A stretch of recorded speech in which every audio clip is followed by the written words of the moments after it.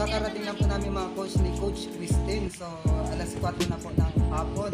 So may tinapos lang po kami ni Coach Christine na isang content. Ngayon po ang gagawin naman po natin ay uwi muna tayo ng Masbate. So babiyahe po kami ni Monica from Daraga to Pilar po, and Pilar to Masbate po. So darating po kami dun sa Masbate, I think mga 12 na ng umaga o alauna na po. So samahan niyo po kami sa aming biyahe ni Monica papuntang Masbate.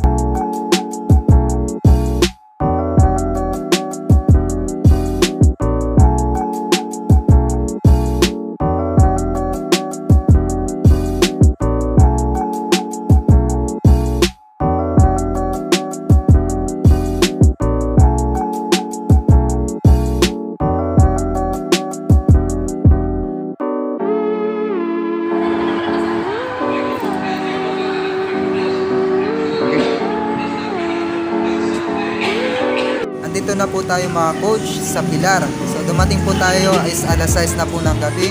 So mamaya pa yung alis namin mga alas 8 po ng gabi dito sa Pilar. So ang gagawin muna namin is kakain muna dito sa terminal. So andito po kasama natin si Coach Monica. So kumusta yung biyahe mo? Ayos.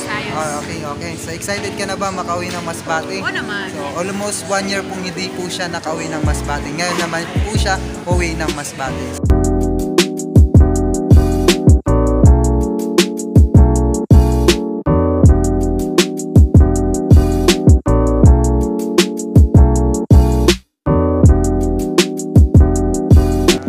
Biyahe na po tayo papuntang Masbate. Yung sasakyan po namin na barko is ang pangalan niya Maria Angela.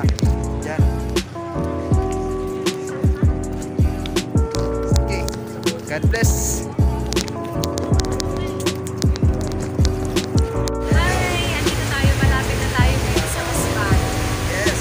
Time check po. Siya na yung oras. 11:30 na po. Yan. 11:33. So, ayan. We're excited na makapunta na ulit kami ng Masbate. Siyempre kasi for almost 1 year, hindi rin ako nakauwi. Yun, makakarating ka na ngayon. So, sige. Okay yan. Yun. Hello everyone. Nandito na kami ngayon sa Masbate Port. Yes. Ayan coach, may tanong ako sa'yo. Ikaw muna. Ako muna. Oh, parang Sige. ano. Okay. Sige, magtanong ka tuloy sa akin. Ano ba yung tanong? Ba't pinili mo yung networking na negosyo? Para sa'yo, ano yung reason ba't mo siya pinili? Actually, marami akong considerations bakit pinili ko mag-network. Unang-una na doon yung time freedom. Yes. Diba? Katulad ngayon, diba? Katulad ngayon, nagta-travel tayo, uwi tayo ng Pilipinas tuloy. Uwi tayo ng Masbate, diba? Pero kung mag-anytime, pwede tayong umuwi. Anytime, pwede tayong travel naman sa ibang lugar, ibang bansa. Katulad this April, punta kami ng Hong Kong. Pangalawang, ang pinili ko mag-network kasi yung leverage business na sinasabi ko. Which is, pag nasa leverage business ka, hindi ka lang yung mag-isa nagtatrabaho. May katulong ka talaga.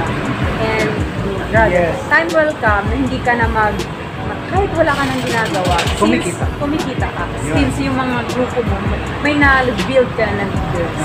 Na, of course, hindi ka naman kikita na walang ginagawa at ng malaking kinikita. Kung yung mga grupo mo, hindi mo din naman nag-build, hindi mo din naman pinakita. Ako, para sa akin, ba't ko pinili Ikaw yung naman, networking? Kasi una sa lahat, magkakaroon ka ng time freedom. Yun ang pinaka-gusto ko. Na anytime na gusto ko mag-travel, so pwede kong gawin. And susunod na syempre sa atin yung financial freedom. Yan. Kaya ba't ko pinili yung networking?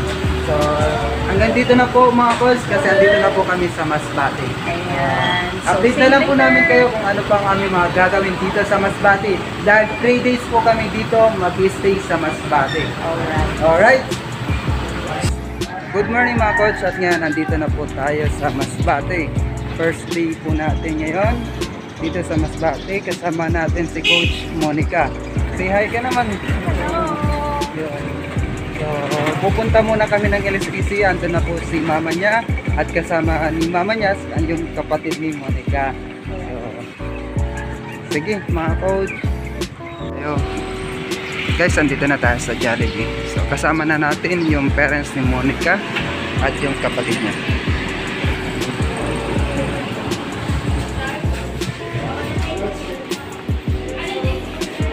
Kaya, pang 2 days na po natin dito ngayon sa Masbate at andito kami sa Kawayan, Masbate po. Yan.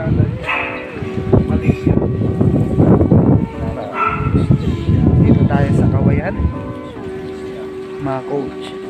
Medyo malayo po ito sa proper ng Masbate. May tayo naman pala yung mga aso. Sige po, mga coach, papasok muna kami sa loob.